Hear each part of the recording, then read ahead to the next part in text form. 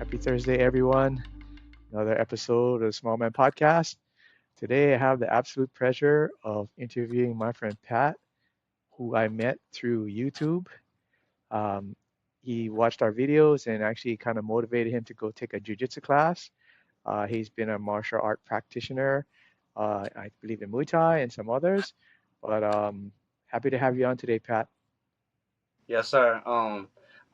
I'm honored to be here. I'm honored to sit up there and what inspired me to sit up there and get into jujitsu uh was really just seeing the jujitsu community, be so free spirited, what I'm saying, just being themselves, just being humble and things like that. And just the community that I have there inspired me and wanted me to try to sit up there and uh test the waters a bit and see how I can do.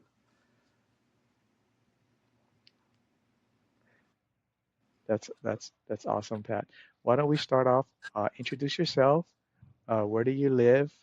I know you just started jujitsu, so I'm not sure if you have a school. If you want to give a shout out to that. So go ahead, Pat. Yes, sir. I'm here in Louisville, Kentucky, and my gym here is Team One Jiu Jitsu here.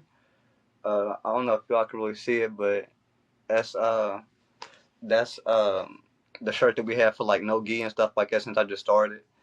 Um, yeah. Okay, cool. Um, all right. So I think it was a little bit back when you first mentioned you take your first class.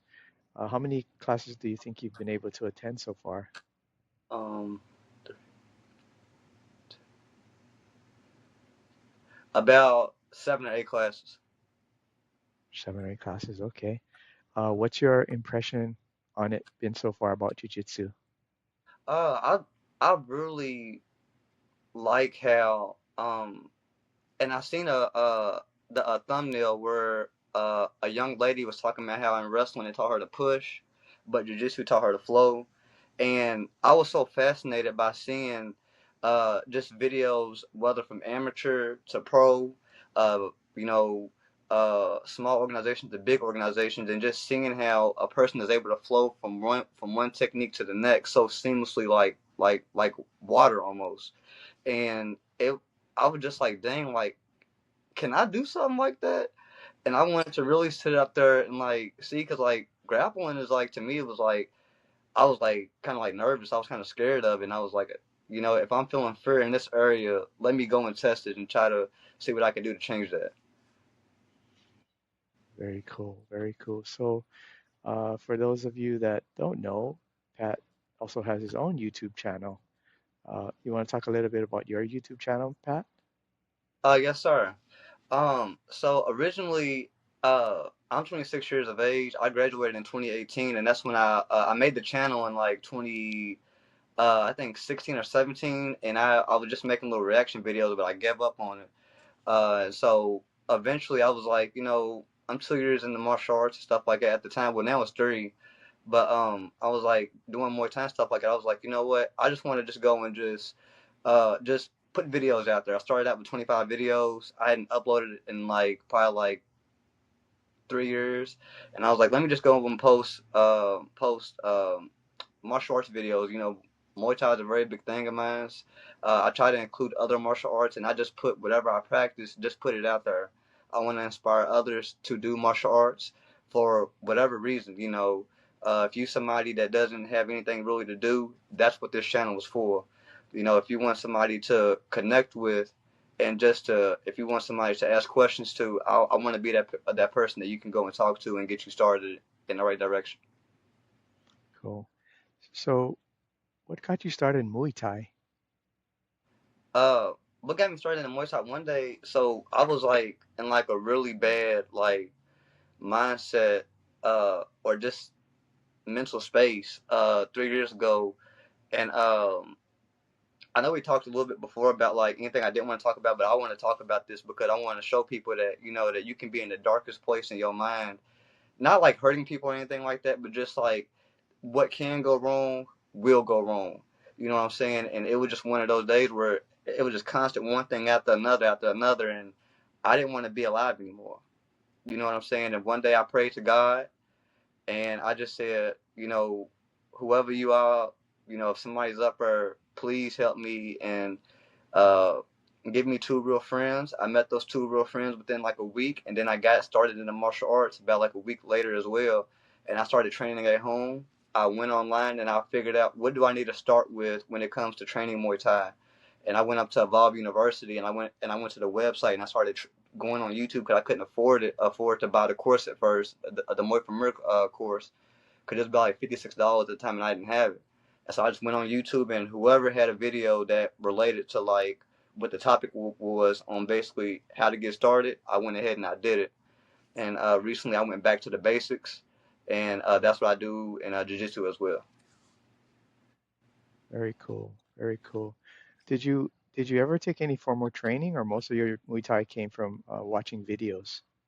Uh, I went in last year, and it was about 6 months. It was about from like the spring going into like uh about the beginning of spring, almost probably like April, May, all the way up to about like November.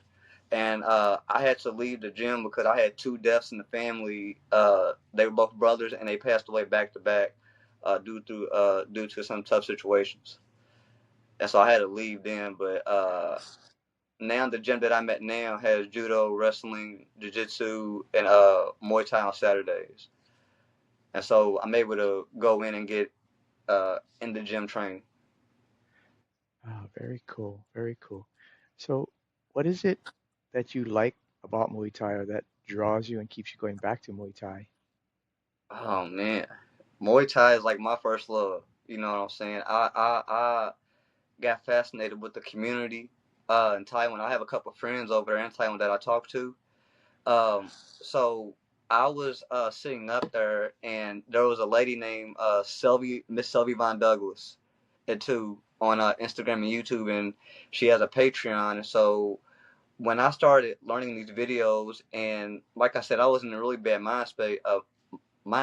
You know what I'm saying? And the when I started to realize that I was getting better at this, I wanted to continue to do it because it was the one thing in my life at the time, 3 years ago, that I was constantly starting to prove at. So I'm not saying that like I'm good, that I can like, or that I'm great.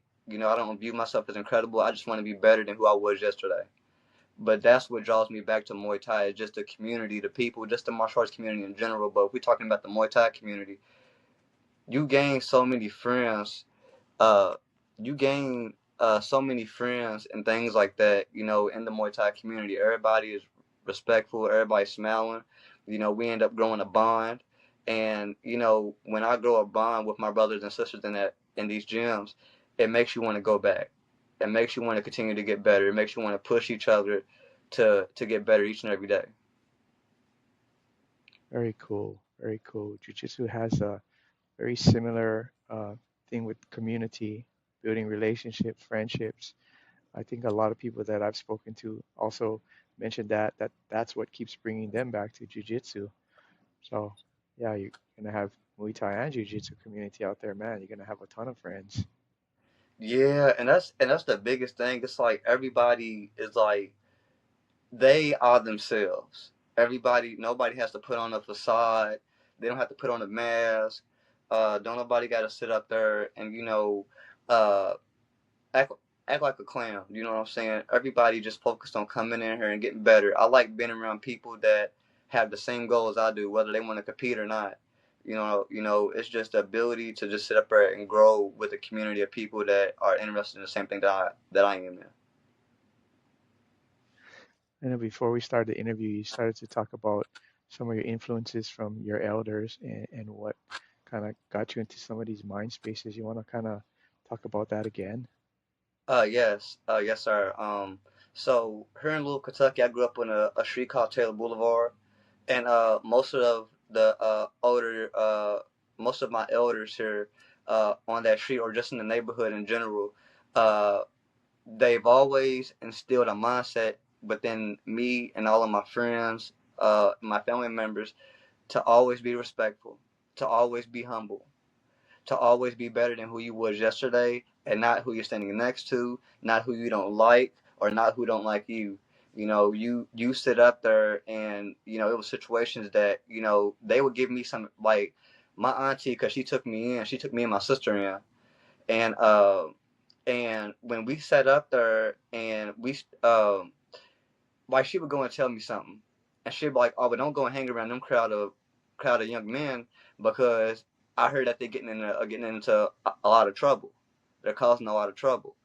And one day we at the park just playing basketball. I'm not necessarily hanging with them, but we just playing basketball together. So we got to pick up, 9 other players to make sure that we have an even side squad on both sides. And they did something. They did something. I think it's like threw a rock through somebody's window or something. They did something, and it was bad.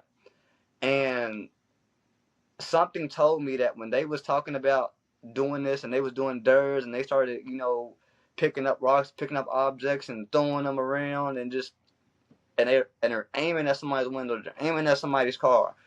I immediately started to walk off, and next thing you know, there was a guy that my cousin knew. I'm not gonna say his name, but he sat up there and went up in an apartment, and there's like apartment complexes, like the doors.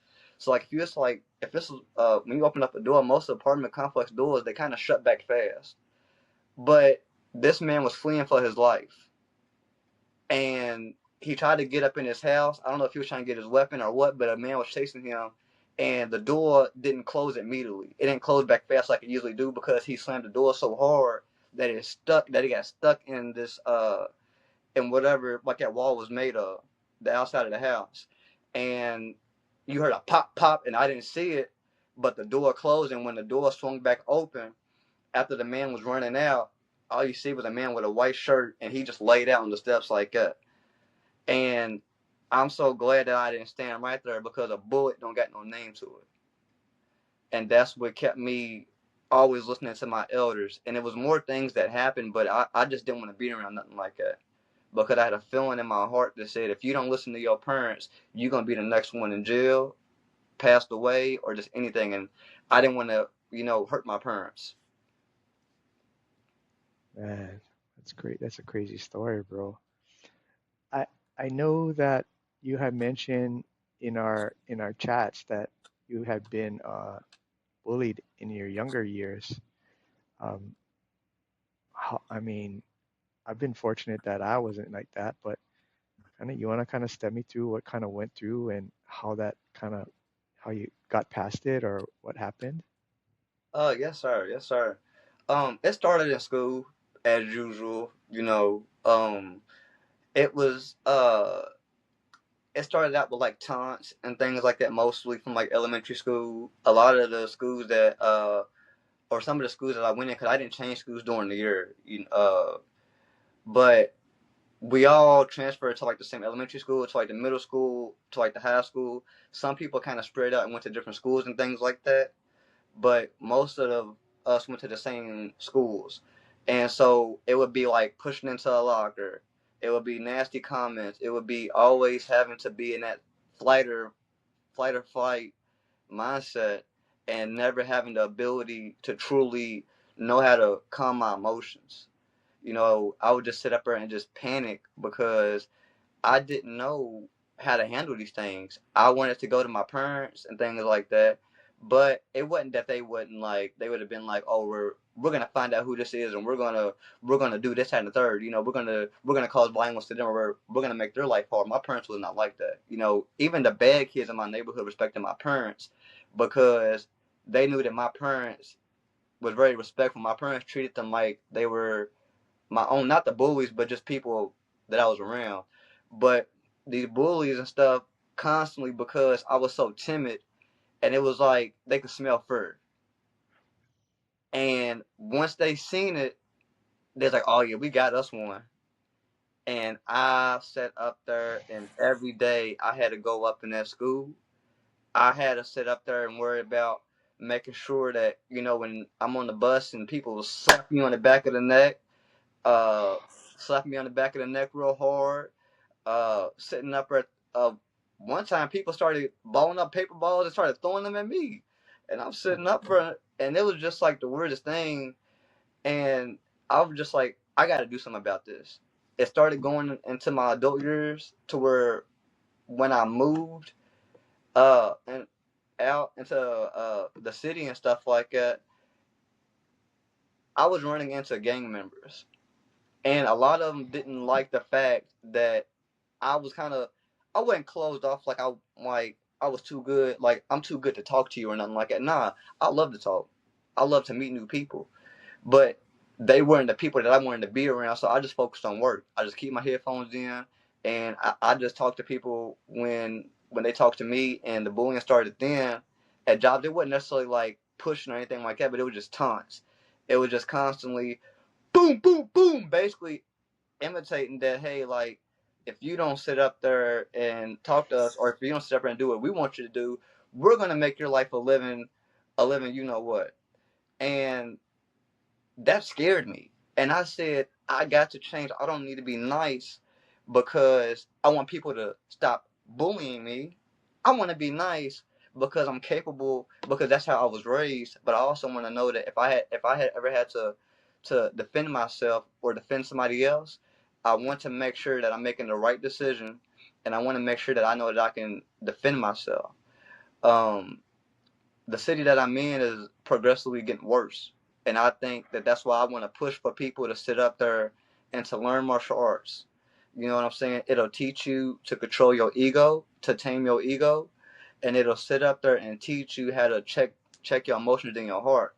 The mind and the heart has to be in coherence, and that's what martial arts has taught me. I had to learn to get out of that fight or flight state.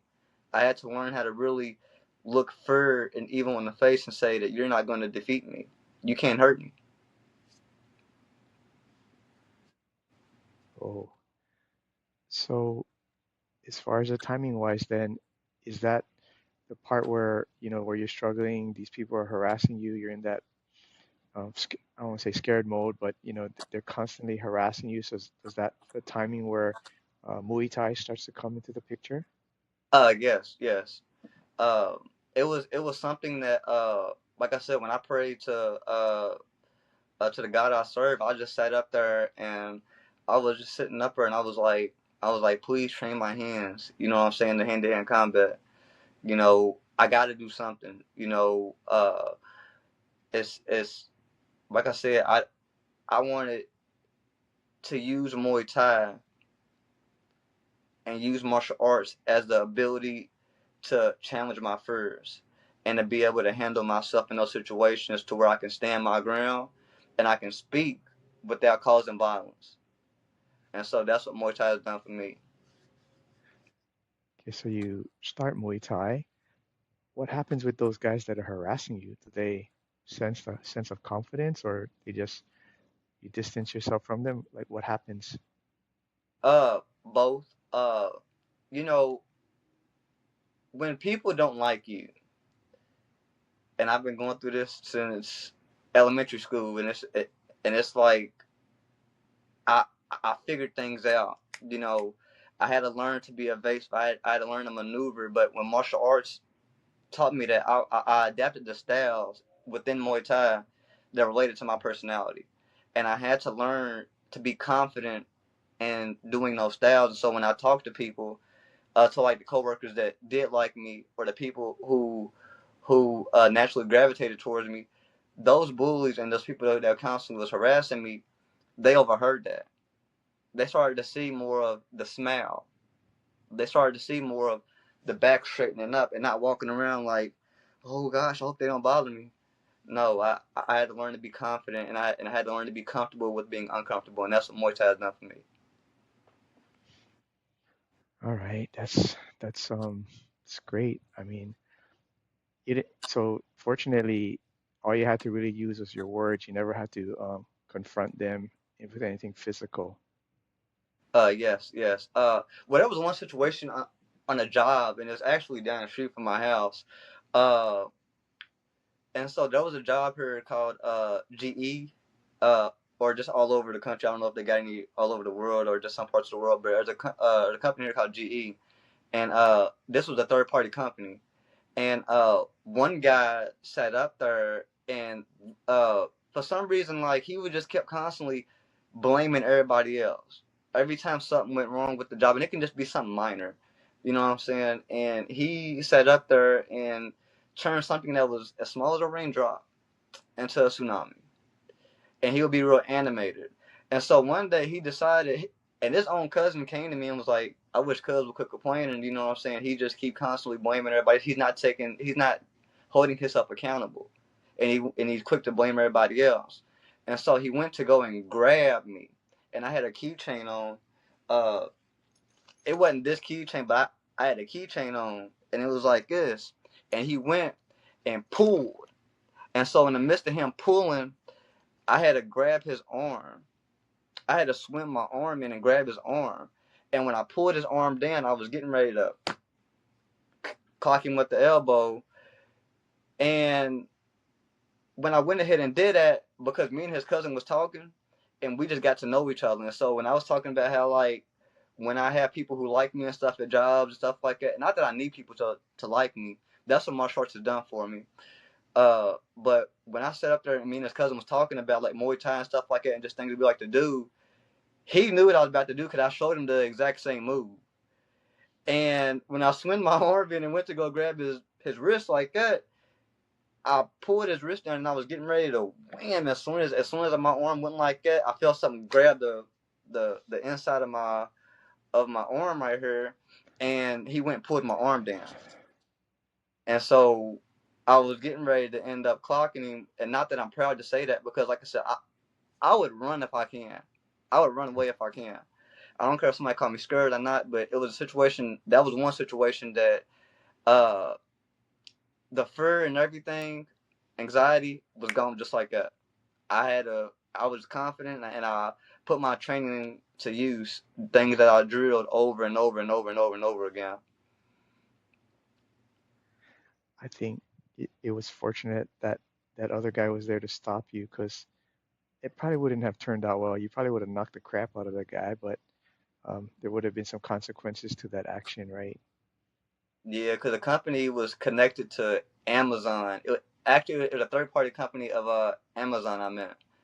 And we had worked on these I guess you call them like carts. They was like metal carts, and so if like one of them got bent or something like that, it was like a whole truck of them, and we got them in daily by the numbers, and that's what we did there. And so they would have ended up calling the police. You know what I'm saying? If I would have ended up hitting him, and I'm not gonna sit up there and run and be on the run and do something like that. So I'm glad that I didn't make a decision like you said. Yeah, yeah. There's a that was a good lesson, probably for you, uh, especially. I mean, it's okay to use your Muay Thai at Muay Thai class, but unless it's a life and death situation, it's probably not a good idea to exercise some of your your techniques on anyone. Right, right. I'm Yeah, I'm really just glad that martial arts and me just dedicating myself to my faith, me wanting to sit up there and to get better at martial arts.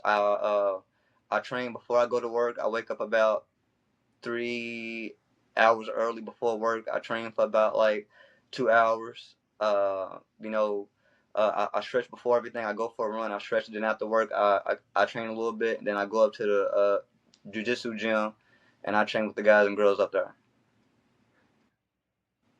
have you been able to influence or help anybody else around you, introducing them to martial arts? Yes, yes. One is the first person is my little brother. Well, he's really my little cousin, but me and him have a bond that's like this. You know, that's my world. You know, he's only 5 years old, but I didn't tell him to, hey, like, come here and do martial arts with me. Nah, he would always sit on my bed and be watching something on his tablet. And about like a year ago, he just started, like, hey, can I do that with you? And I was like, all right, yeah. I had to be real patient, calm, and just be like, all right, but just do it like this, just do this technique, a certain way. And we just kept drilling it over and over and over. When I post videos on my YouTube and stuff like that, uh, you'll see more comments on my YouTube Shorts, but there's multiple comments on there as well of people just saying, hey, like, you know, I would like to sit up there and try this or get myself into martial arts. They tell me that I inspire them, and I be at work reading this stuff, and it touches my heart so much because it's like that's all I want to do. I don't want to be the greatest, but I want to put in so much work that it's hard for me not to be successful and to be a better person as well. I know that feeling you get when someone puts on a comment like that on a video that you post or a short. When you posted that you got motivated by watching a video of mine, it made me feel so good. It warmed my heart like, okay, this effort that I put into doing this is helping other people. And that's really my goal with this channel, to get people motivated, help them, whatever struggles. I mean, by you sharing your story about going through a dark time and pulling yourself out, I'm sure there's many people out there that are having those struggles. And to see someone like you that is able to turn it around through martial arts, I think it's inspirational to them. Yes, that's all I wanted to do. I wanted to, you know, there was a man from Thailand named Mr. John Jadai, and he had posted a video on or they had posted a video of him on TED Talks, and one of the quotes that the first thing that he said that always sticks with me is, "As the world got smarter, the world got harder." And in times of our the world around us evolving, martial arts has taught me to sit up there and to better myself, but to also serve others. How can I help you get better? How can I inspire you to come into this space? Because the hardest thing out of any martial art is walking in that door. That's the hardest part. You might look scared. You might be like, oh, dang, how can I compete with that person? Don't compare somebody else's step 5 or 10 to your step 1, because then you can become bitter, or simply you'll quit. And you can suffer two pains: the pain of regret or the pain of discipline. And motivation will get you started, but discipline will keep you going on those bad days. I had about 2 weeks ago, 4 bad things at work just happened time after time after time after time after time again.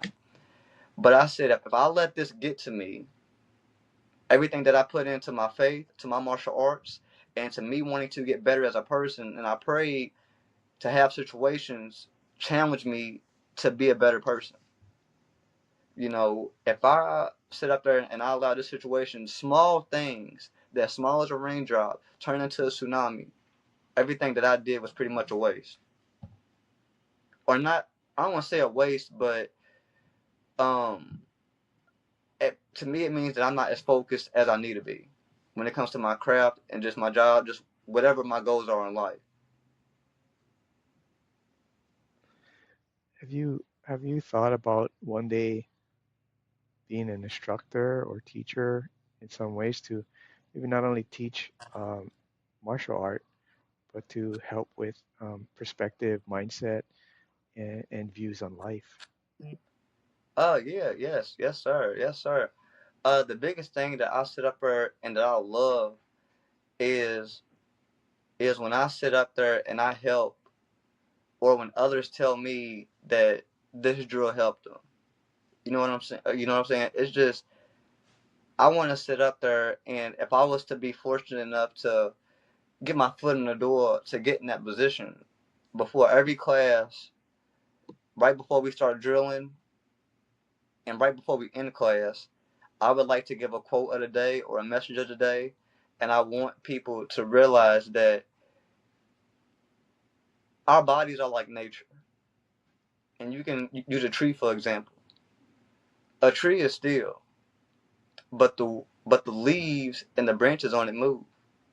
We have to be able to, as the world is growing around us, cars move around that tree, people walk around that tree, you know, whatever is out there. Like, we have to find some ability to have stillness within ourselves. We have to look deep within, and we have to dig so far down deep that when we are tired, when we want to quit, when we are angry, I want to be able to teach people how to be able to deal with that. What do you think has helped shape your mind your mindset about life in martial arts and all of that? Who's been an influence on you? Um, I would say the late and great Kobe Bryant. Um, Kobe Bryant. I mean, the number one thing that like when me and my friends we have guy talking, we talking about sports. So I just like whatever we talking about, and it could be like a Kobe versus like a LeBron or whatever. I tell these people flat out, this man worked so hard that another NBA player tried to beat him in the gym at 3 in the morning. He was already there since like 1 in the morning, or like 2 in the morning, drenched in sweat. He had to change clothes before he trained with him, and then he has 30 minutes of footwork compilations on YouTube. And that's different because it shows the ability to focus on skill. It shows the ability that each and every single day you sit up there, and if you dedicate your life 1 hour a day, you'll change your life in a year. And Kobe Bryant is somebody that he had a lot of failures.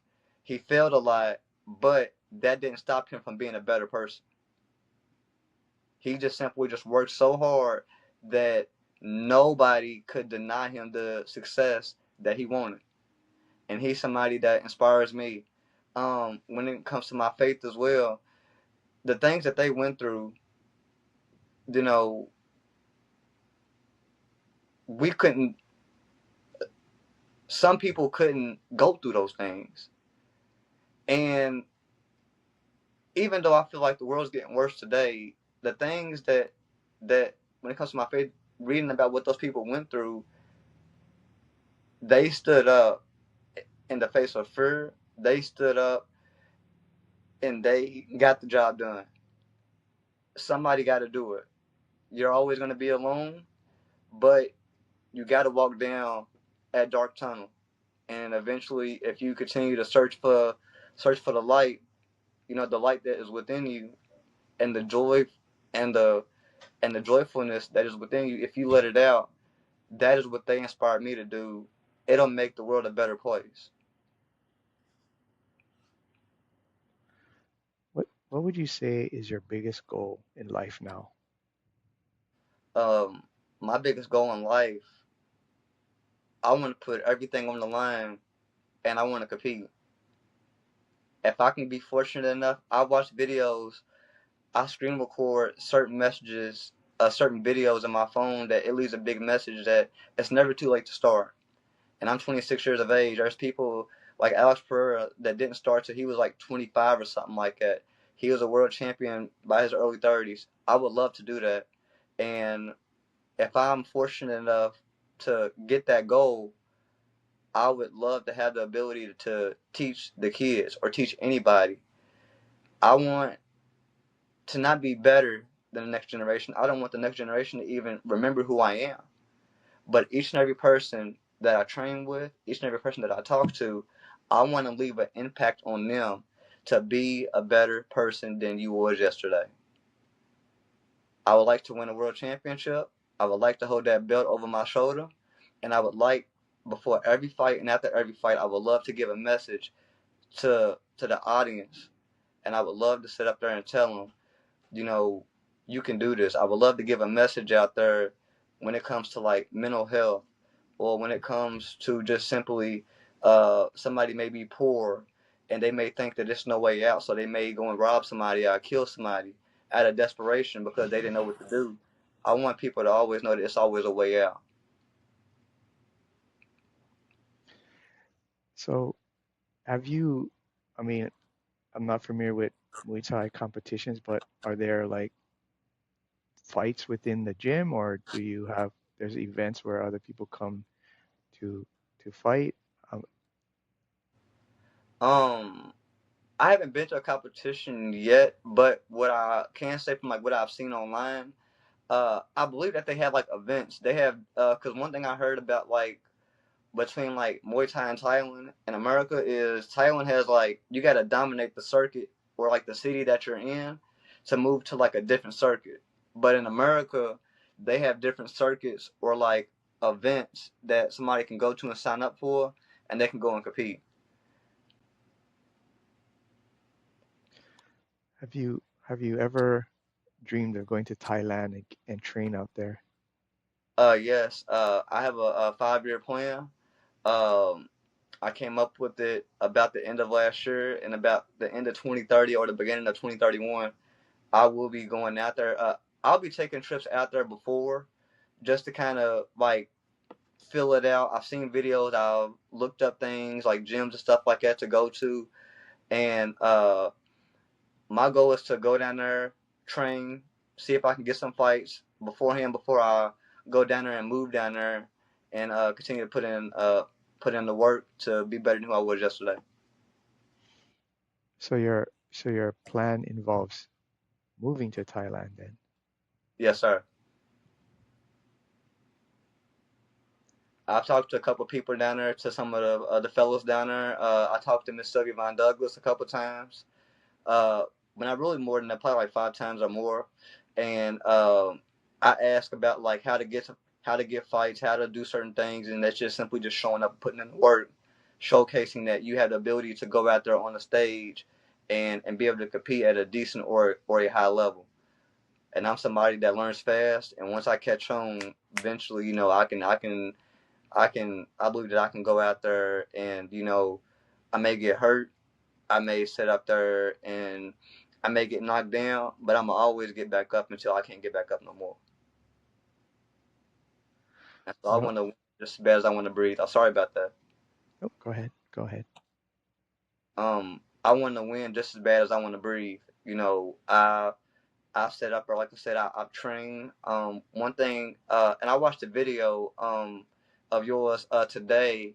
I think her name was Miss Sarah or something like that. I think she lived down there in Hawaii. Her husband owns a gym or something like that.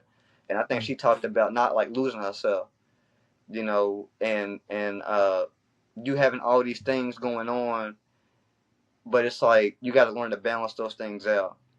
And so my goal is to sit up there and to learn balance and to figure out timing and to get stronger each and every day. This is a piece of advice. I interviewed this one. I'll call him a kid because he's a lot younger than me.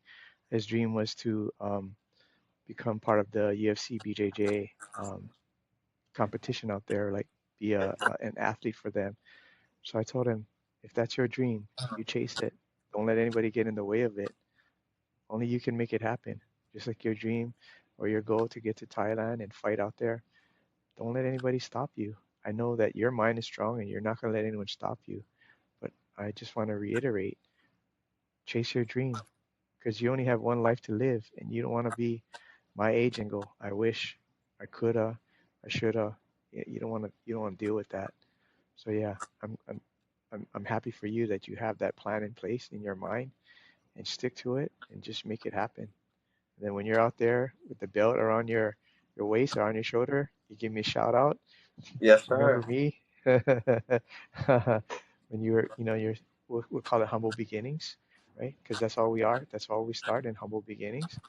And I know that you're the type of person that when you achieve your goal, you're still going to be the same person inside. You're not going to lose focus of who you are and what you represent. Yes, sir. That's one of the biggest things throughout history. There's a quote.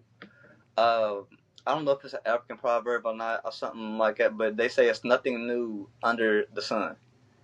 And when I read the Bible and stuff like that, constantly, over and over, a person will start in a bad spot. They'll reach greatness. They'll reach their goals, and as soon as they get it, they start going this way. They going up, but then they start going down, and they start sitting up there, and they not that same person anymore. Whether it's lust, whether it's power, getting to their head or whatever else, I've seen how their end is, and it happens the same way every time. Their end may be slightly different, but the similarities is they all fall the same. They all fall on their sword. They cocky, they not humble. Like I talked about the ego, not taming the mind, and not being able to control the emotions of the heart. And people let these things, money, well, in terms of today, money, jewelry, houses or just materialistic things drive them away from their purpose. People start to get and it's not like you want to overtrain or overwork yourself, especially the older that you get. But I want to sit up there and I want to grow. I don't want to sit up there and go backwards. I don't want to sit up there and if I happen to be on my deathbed or whatever, in the future, I want to know that before I leave this earth that I gave it everything I got and that nobody could take it away from me. People say nasty things to me on YouTube and stuff like that. I'm in a small room. So if I'm in a small room and I'm training at home, I take it as at first I used to be like, dang, like, why is this happening to me? But then I started to think, if I focus on technique and one thing that'll keep you centered and not gravitating into becoming a worse version of yourself once you achieve your dream is to have gratitude and appreciate the small things in life. That's what'll anchor you. That's what'll anchor your ship and meaning your decision makings and things like that. A lot of people get what they want, but they become a worse version of themselves. And I used to think like I don't know why people sit up there and do this, but then I started to understand that sometimes it's like when you can't have something and when you finally get it,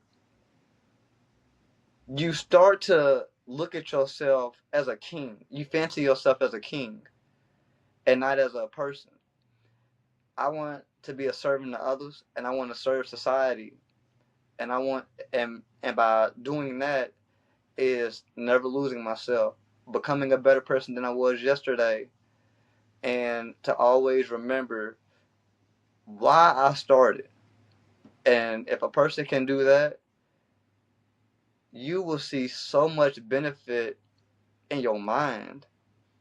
Your body, you can go through literal hell, excuse my language, but you'll be cool as a block of ice in your mind because the water that's outside your ship can get in your ship if you know how to control yourself during high pressure situations. I think the key to it, you already have it, is to have God in your heart and be true to yourself. And no matter where it takes you, I think you'll be fine. Yes, sir. It's like I said, I listen to the older generation so much. I have more older friends than I do younger friends, and it's not saying that the younger generation is like so bad that like there's no good or there's no hope or anything like that. I don't believe that. But I just love knowledge. I love knowledge. I love the ability of learning something new and growing. I love to sit up there and if I hear somebody talking about something, especially if I know them, I'll really start to zero in on what they're saying because it it can be a life or death situation. It could be simply just based off a career or just growing as a person, growing in spirit. Like you said, having God in your heart. I want to sit up there and I really want to emphasize this point. People have to take that risk. If you people complain about how life is boring and that's when people get themselves into trouble. But if you sit up there and you have a dream and you go for it, people will remember you for your dream and not and if you was to pass away in old age or young age, you'll sit up there and inspire somebody to start their dream, to start their journey. When I see people in the past succeed at something, especially that I was close to, it made me want to work. It didn't make me grow envy towards them. It made me want to work proficient and efficient, basically learning new things and then being efficient at those things and learning why I need to do it at this point and at this time. And that's what I really want to emphasize to people. No matter what you do in life, give it everything you got and please, please take that risk. Because one day anything could happen. An accident could happen. You can damage a body part or just simply you can your life could just simply you just find yourself just 20 years, 30 years pass and those dreams just flood your mind out of nowhere. And if I was to have my own podcast or something, or if I was to coach people, I post stuff online in the future even more, and there'll be better detailed videos and content. People are going to talk smack. People are going to say, "Oh, well, you weren't better than this person or whatever." Ooh, ooh. But I'm gonna tell them every single time, I gave it 120%, and I gave it everything I got, and I didn't give up. Yeah. No matter if you're a public figure, you put yourself in the public eye, there's going to be people that don't agree with you. I mean, it's just a natural fact. And for you to be able to kind of separate that from like your mission and your goal and what you're trying to achieve, that's really important. Because yeah, I know people that get, well, why did he put this negative comment about me? Or why did he say that? It's gonna happen. Everybody's not gonna look at things the same way. And just everyone's entitled to their own opinion. It might be right, it might be wrong, but we just keep moving forward and we try to, like you say, we try to better ourselves and help others to better themselves. That's really the goal. Yes, it's. I used to sit up there. Oh my gosh, I was working up at UPS. The job I got now is called Small Pet Select. We just put hay in a box for like guinea pigs and stuff like that, rabbits. It pays really very, very, very good for something so easy. You know what I'm saying? So that's very good. But when I started, the person that I was now, it would have benefited me a lot more back then because any little thing that somebody did, it was like a tripwire. It set me off. I got mad. I sat up there. I wanted to beat somebody up. I wanted to sit up there and I wasn't threatening nobody, but I wasn't a person that cause I have a real bad speech impediment. Sometimes, like if I get nervous, I like super excited, it might come out. But then I was more closed off. I didn't want to talk to these people. They would say something and would do something, and they would see it on my face. Like, get away from me. Do not talk to me, or I'm gonna attack you like an animal that ain't ate in like 30 days or something. And that was like, it was like I, I kept going through this, and I'm like, all right, now let's take a step back, Pat. What am I doing wrong? Because now, if I'm, if you find yourself, if you sit up there and the same person is making you mad almost the same way 10 different times, you gotta look at yourself, and you gotta sit up there and whether you gotta meditate, whether you gotta sit up there and journal, whether you gotta get into your faith, whether you gotta learn to hike and go outdoors and be in nature, whatever you gotta do to heal your mind, whether you gotta change your friend group, you got to sit up there and you got to recognize what is important. You can't focus on your emotions. If you focus on your emotions, let's say you want to get up at like 3 a.m. like I do to go for an hour run and then come in and train for about an hour and a half or about 2 hours. If I let what my boss did make me mad and I sit up and like, oh no, I'm gonna sleep in, woo, woo. I'm gonna do it. I'm gonna do it when I get off work, or I'm gonna do it tomorrow. That 1 hour a day that'll make you better, you just delaying it and you just building a bigger mountain to have to climb. And you don't want to do that to yourself because that mountain is gonna seem like how can I do this? And you're focusing on how long the journey is instead of learning what you need to grow on your journey. The journey, though, the reward isn't the end of the journey and what you may get. The reward is everything you learn between the beginning and the end of your journey. And it's the wisdom that is the true reward as opposed to the gift. Amen, brother. Amen. All right, Pat. Uh, I appreciate you sharing your story and your struggles and your challenges. Um, as we close this out, I want to give you a chance to give a parting shot, your best words of wisdom, philosophy, anything you want to somebody who might be watching this video, needing some help. Um, I got two short things. I talked about the mind and the heart. If a person was to look up the word coherence, they have small little meditation videos on there for like 7 minutes or 5 minutes. Meditate. When you meditate, you go into your mind and you go inside. You learn to go inside yourself, and you learn everything that you push to the back of your mind in that dark place. You're checking it off one box at a time, and you have to forgive yourself and learn to let stuff go. Because if you don't let stuff go, you're always going to be bitter. You're always going to be angry. And one day you're going to be 20 years old. And then one day you're going to go from 20 to about 30 or 40 or 50. And you're going to have a midlife crisis and be like, oh my God, woo, woo, woo. And you just doing odd stuff. And people around you are going to be like, what's wrong with you? They're not going to know, but you're going to know. And you're going to sit up there and you're going to say, why didn't I sit up there and follow my goals? Don't meditate, journal, whatever you do to learn to heal your mind, and whatever you do to let go. Like, I listen to sleep meditation, heart coherence meditations every night. I try to meditate 5-10 minutes a day. And when problems happen in life, I'm so aware that instantly I can catch myself just like that. And I've learned to check my emotions. Because whether you get mad, you can tell your problems to everybody in the world.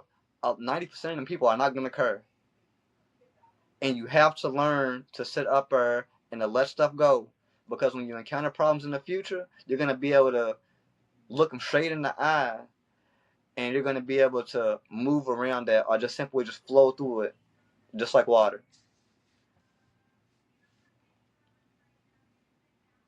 That's beautiful, brother. All right, Pat.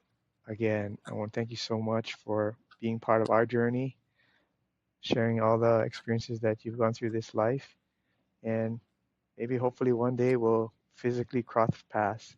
But if we don't, we'll definitely stay in touch online. You take care of yourself, and then we'll catch you again soon. Yes, sir. I thank you for having me on here again, and it's really a blessing. Like I told you, I'm very thankful that you had me on here, and I would love to do this again sometime in the future, just to talk about my jiu-jitsu and things like that, and how I've grown. For sure. For sure. All right. Take care, Pat. Yes, sir. Okay, hang on.